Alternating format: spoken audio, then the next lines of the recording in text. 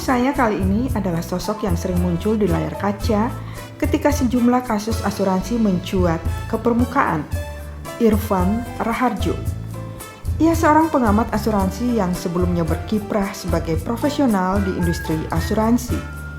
Ia juga penulis opini paling produktif yang mengupas topik asuransi dalam berbagai perspektif di media massa. Sebagai pengamat asuransi, Irfan Raharjo dikenal sangat kritis dan berani dalam mengemukakan pendapat. Ia tidak segan-segan mengkritisi kinerja otoritas jasa keuangan, lembaga yang dianggap super body, sekaligus menjadi pengawas seluruh lembaga keuangan yang ada di Indonesia. Siapa sesungguhnya Irfan Raharjo? Bagaimana perjalanan karirnya hingga tiba di titik yang sekarang? Benarkah ia sebetulnya bukan seorang pemberani seperti yang tampak di permukaan?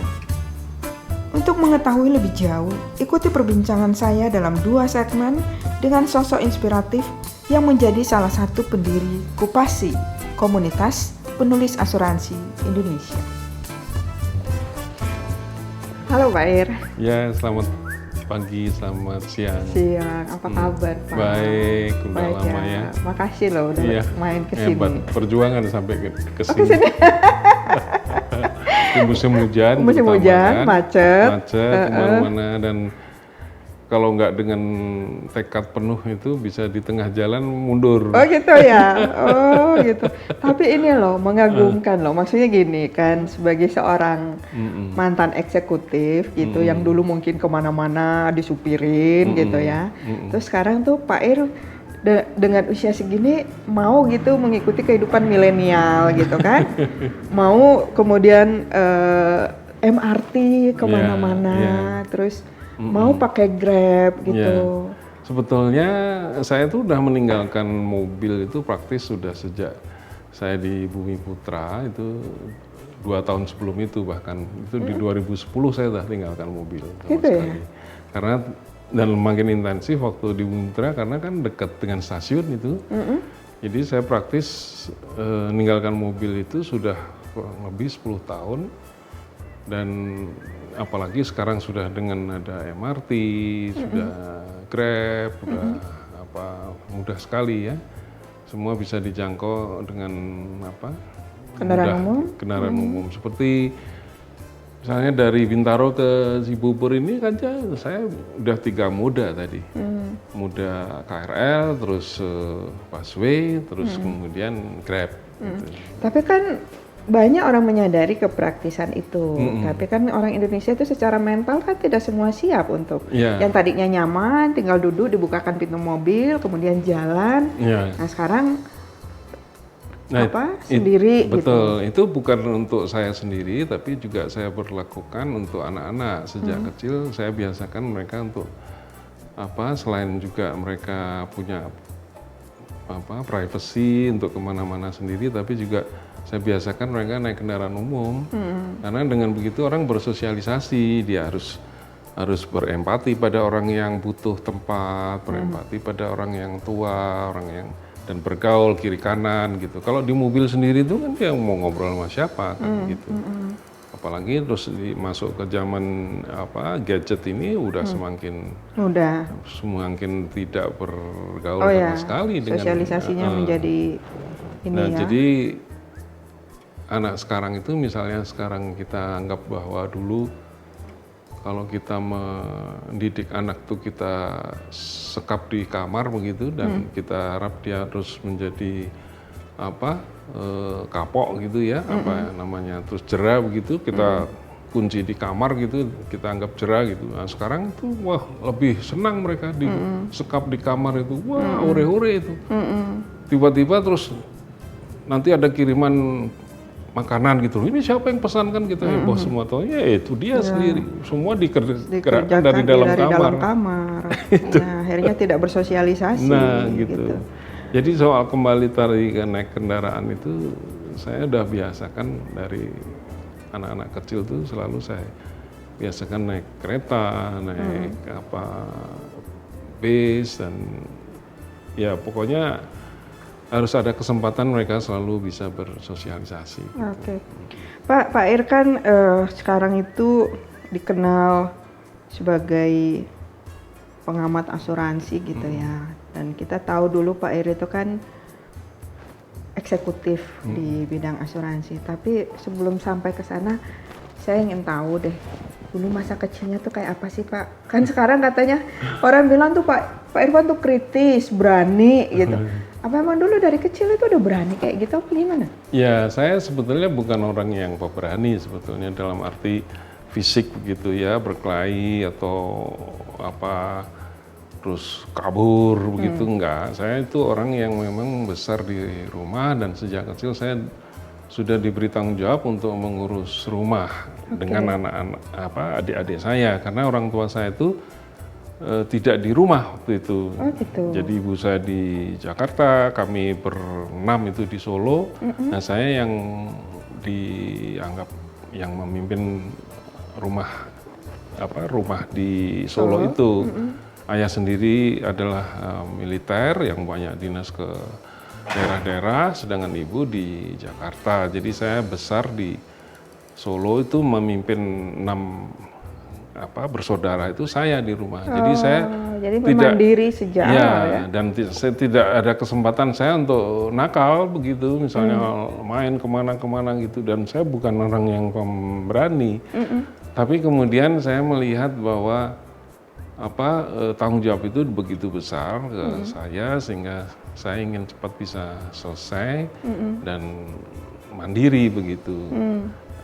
Termasuk sekolah pun sampai SMA tuh saya sekolah yang hanya laki-laki semua. Oke. Jadi ya mau pacaran gitu, naksir cewek gitu ya susah lingkungannya terbatas.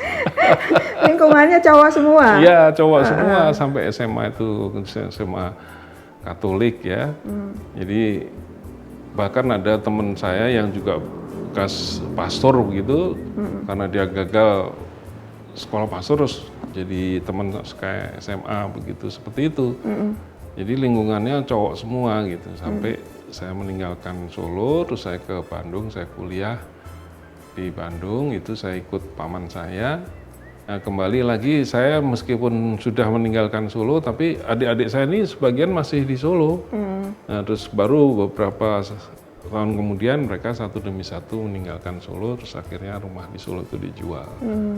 Jadi dari kecil berarti Pak Iri itu sudah diberi tanggung jawab untuk menjaga adik-adik ya, kan karena orang tua berdinas ya. Iya. Jadi bahwa saya itu kemudian kritis itu barangkali saya baru menemukannya setelah saya kuliah di Bandung dan di situ saya banyak bertemu dengan teman-teman aktivis dan kami juga pernah sama-sama, termasuk di saat itu kita semua pernah ingin menumbangkan Pak Harto. Oke, jadi ikut pada saat aktivis 98 itu? 78. 78. Ya, jadi kami bersekian banyak teman-teman itu sampai sekarang dikenal dengan angkatan 778. Itu angkatan sesudah angkatan 66 ya. Kalau 66 itu tumbangnya Soekarno, 778 itu dulu sangat dikenal karena kami kritis untuk meminta Pak Harto mengundurkan diri di tahun 78. Nah, di antaranya itu Rizal Ramli, Ali Hilal Hamdi, kemudian kalau di Jakarta itu ada Lukman Hakim, terus ada beberapa tokoh lah. Yang paling jadi ikon sampai sekarang ya Rizal Ramli itu.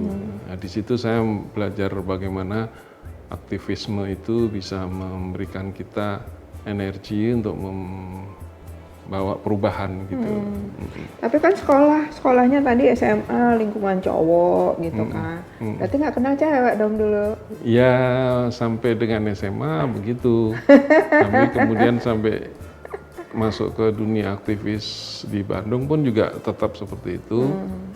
Hanya pada saat itu saya tidak begitu banyak memperhatikan cewek begitu sampai di Bandung itu sampai di satu saat saya kerja dan di situ saya ketemu yang sekarang jadi istri saya dan itu ya agak nekat juga suatu saat kita di becak itu ya naik becak karena satu kantor begitu ya langsung saya ngomong aja di situ apa yang saya rasakan gitu ya.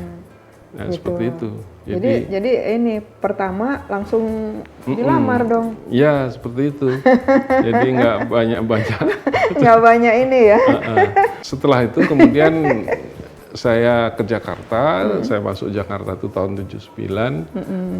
Saya kerja, terus teman ini masih di Bandung, jadi saya sering bolak-balik Jakarta Bandung. Itu tiap weekend itu pernah saya satu kali naik bis, dulu belum ada jalan tol, itu masih lewat Bogor, Puncak, Cianjur begitu.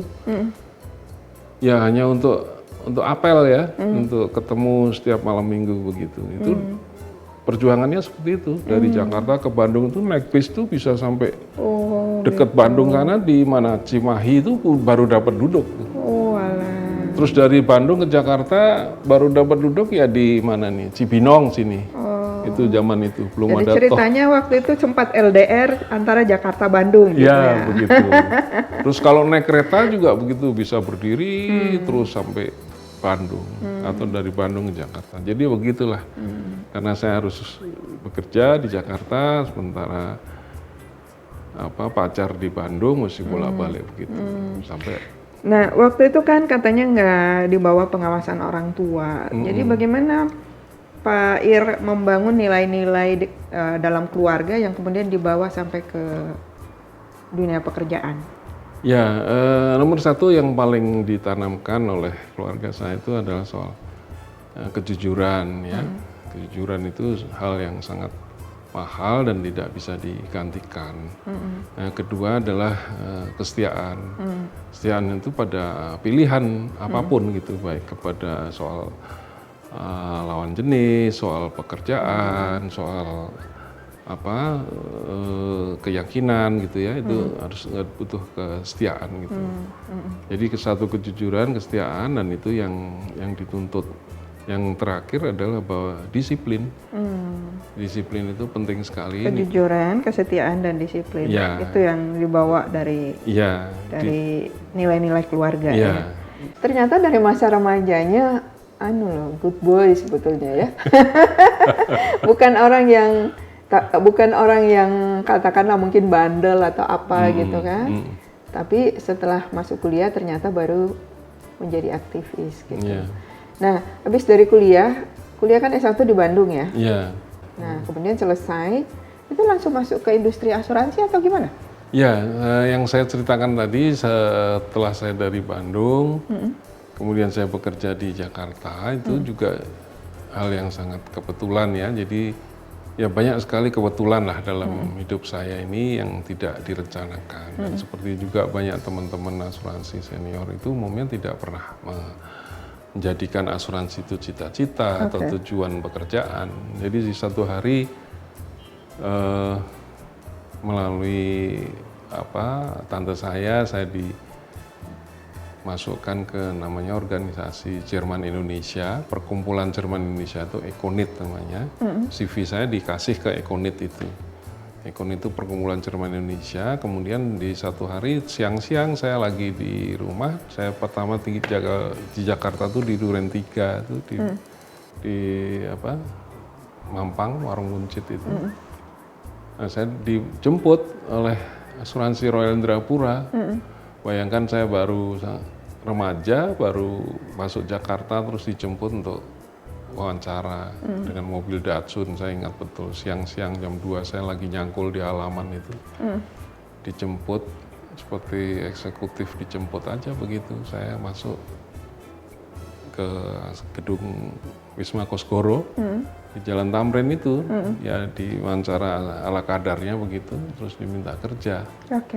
Nah disitulah dunia saya pertama kerja itu di asuransi Royal. Jadi mulus-mulus aja dong ya? Ya begitu. Nggak ada cerita yang orang masuk Jakarta keluar masuk kantor melamar pekerjaan. Enggak, karena terlunta-lunta. Enggak, jadi saya juga nggak pernah bawa map sana kemari naik turun bus begitu, yang konon kata orang yang sering berjuang masuk Jakarta. Saya mulus-mulus saja, dijemput pakai mobil, langsung disuruh kerja di asuransi asing, gedung Kosgoro, gedung yang mungkin saat itu yang gedung megah tinggi di Jakarta pertama. wah itu saya bangganya bukan main itu, di lantai 3 saya kerja di perusahaan asing dan disitulah saya berjumpa Pak Frans Lamuri, Pak Piris. 2 tahun saya di bagian accounting karena saya S1-nya di akuntansi. Oleh Pak Frans Lamuri saya dipindah ke bagian marketing. Karena dia mungkin melihat bakat saya komunikasi dan sebagainya. Terus saya dipindah di marketing. Nah, itu yang saya anggap merubah hidup saya karena Pak Frans yang memindahkan saya ke marketing, kemudian terus saya mulai dari situ karir dibangun. Iya, terus ke broker dan seterusnya. Nah, sepanjang membangun karir apa sih Pak yang paling mengesankan mungkin buat Pak Irfan gitu? Ya, yang kemudian paling mengesankan juga ketika kembali tadi ke kawan-kawan aktivis saya, disitulah pentingnya pertemanan. Kita tidak pernah bisa melihat bahwa teman itu hanya saat ini saja. Suatu saat ternyata sangat berharga. Jadi waktu Pak Rizal Ramli diminta oleh Gus Dur sebagai awalnya sebagai kepala Bulog, kemudian Menteri Keuangan, saat itu beliau memanggil saya untuk memimpin Jasindo. Karena Jasindo waktu itu sedang bermasalah, seperti kurang lebih yang saat ini terjadi begitu yang banyak terjadi sekarang ini di BUMN asuransi. Jadi beliau minta saya untuk masuk ke Jasindo, tapi saya diminta juga untuk bawa teman yang pernah di Jasindo, tapi sedang di luar, artinya sedang mendapat penugasan di luar. Nah, di situ saya menemukan nama Pak Eris Simanjuntak. Kemudian saya bawa Pak Eris ke Pak Rizal untuk diminta untuk memimpin Jasindo. Terus disitulah kami berdua kemudian masuk Jasindo. Nah, di situ betapa teman itu, kita jangan nilai teman hanya di saat ini saja, tapi di suatu hari pasti kalau orang membutuhkan pasti ingat kita. Ada aja linknya gitu ya. Jadi singkatnya Pak Rizal minta saya dan Pak Eris memimpin Jasindo, tapi karena perubahan politik saat itu juga ada begitu cepat sehingga tidak lama juga kami di Jasindo. Pak Eris kemudian ke Jiwasraya, saya ke Pertani. Itulah artinya pertemanan itu demikian seperti itu. Oh iya, iya. Jadi memang kita harus menjaga baik-baik ya pertemanan itu, karena pada akhirnya itu akan menjadi pintu-pintu ya Pak dari sekian ini. Nah, kalau kita melihat bahwa Pak Irfan sebetulnya mulus-mulus aja dari sisi karir, kemudian kesana kemari, ada nggak sih Pak hal yang paling istimewa atau sesuatu yang mungkin tidak bisa dilupakan sepanjang berkarir selain tadi hubungan pertemanan? Ya, yang saya selalu tekankan di setiap saya berkarir itu bahwa kita itu harus melakukan sesuatu lah, melakukan perubahan, harus bernilai gitu. Jadi bukan karena kita hidup dari satu perusahaan, tapi hidupkanlah perusahaan itu. Jadi dengan melakukan perubahan dan sebagainya. Meninggalkan legasi ya? Ya. Yang saya ingat betul, yang saya tidak pernah lupakan itu ketika saya di Jasindo itu, saya membiasakan saat itu kepada semua staf untuk menggunakan HP saat itu baru SMS ya, belum ada BlackBerry dan seterusnya sampai sekarang WhatsApp. Masih SMS itu dari awal saya sudah minta kepada semua staf untuk berkomunikasi dengan SMS, email dan sebagainya. Jadi jangan kaget di setiap saat tengah malam sekalipun saya akan SMS kalau ada berita apapun. Jadi mindset mereka itu masih seperti berangkat kerja tank jam 8, pulang tank jam 5 begitu, di luar itu semua bukan dunia kerja lah begitu. Tapi saya minta mereka untuk selalu menghilangkan border itu dan kemudian menggunakan teknologi komunikasi ya. Termasuk email. Yang sungguh saya tidak pernah lupakan itu tadi, ada yang mengirim email ke saya. Dia kirim email, betul ngirim email, tapi email itu kemudian di-print diantar ke kamar saya. itu benar-benar buat dia satu tidak sopan lah mengirim SMS, mengirim email itu sih. Itu dianggap ya tidak sopan seperti itu. Sehingga dia print itu masuk ke kamar saya, ketuk-ketuk ini, Pak izin Pak, saya tadi kirim email ke Bapak. Jadi di print kemudian diantarkan lagi print outnya. Oh my God. Itu luar biasa. Itulah pergantian apa ya, culture dari. Ya, itu sungguh saya sangat, waduh, terkesan saat itu. Nah, terus kemudian ada lagi ketika itu dia ngirim email dari Bogor karena dia sedang cuti. Pak, nanti saya kirim email. Tapi kok saya kirim dari Bogor kok nggak masuk ya Pak? Nanti saya ke Jakarta, saya kirim dari Jakarta. Jadi mungkin kalau dikirim dari Jakarta lebih cepat. Ya, dikirim dari Jakarta lebih cepat. Karena dia tinggal di Bogor. Pak, kok saya susah ya ngirim email ya. Lucu juga ya peralihan dari ketika teknologi komunikasi pertama kali diperkenalkannya. Nah, digital. di situ betul, di situ saya seirama dengan Pak Heris. Pak Heris juga sangat meminta kita berubah gitu ya dari kultur monolog atau manual ke digital itu luar biasa itu. Dan lagi ketika itu saya berkunjung ke Jayapura waktu di Jasindo itu. Di saat itu saya diberitahu kalau kepala cabangnya yang sedang di Jayapura itu sedang cuti. Pak, jangan ke sini karena kepala cabangnya sedang cuti. Nggak apa-apa, saya tetap akan pergi. Silahkan cuti karena dia cutinya ke Bogor, saya ke Jayapura. Jadi saya ke Jayapura itu kepala cabang nggak ada. Nah, begitu sampai di sana itu saya dapat cerita bahwa selama ada cabang Jayapura, Jasindo itu 25 tahun belum pernah ada direksi ke sana. Jadi sungguh terabaikannya mereka tidak pernah ditengok sekalipun. Jadi mereka kaget itu saya datang ke sana sudah tidak ada kepala kantornya, terus kemudian cabang itu dikunjungi direksi begitu. Jadi buat mereka itu luar biasa gitulah. Kalau istilah sekarang mungkin ini direksi satu ini sedang banget berusukan gitu ya. Itulah yang saya alami. Tapi itu luar biasa itu. Dan mereka sampai sekarang selalu masih ingat saya kalau ketemu gitu. Wah, Pak, dulu kalau nggak diajarin SMS mungkin kita nggak pernah tahu. Jadi Pak Irfan itu milenial di zamannya ya. Dan sampai sekarang milenial loh. Umur segini tapi masih milenial mengikuti terus perkembangan. Oke, Pak Ir, mungkin dari karir, sekarang fenomena yang akhir-akhir ini yang menarik nih, orang melihat Pak Irfan itu cukup berani, cukup kritis gitu ya, menjadi pengamat segala macam. Itu proses sampai seperti itu kayak apa? Tapi nanti dijawab ya. Ketika OJK-nya tidak berfungsi sebagaimana yang diharapkan, orang sekarang lari ke ombudsman. Saya juga memberi penguatan, saya ikut mengawal, mendampingi ombudsman dalam beberapa kesempatan tentang soal asuransi begitu. Saya beri penguatan pada ombudsman. Jadi lantas mereka mengatakan, loh Pak Irfan kok bisa begitu berani untuk meminta bubarkan, sponsornya siapa? Gitu.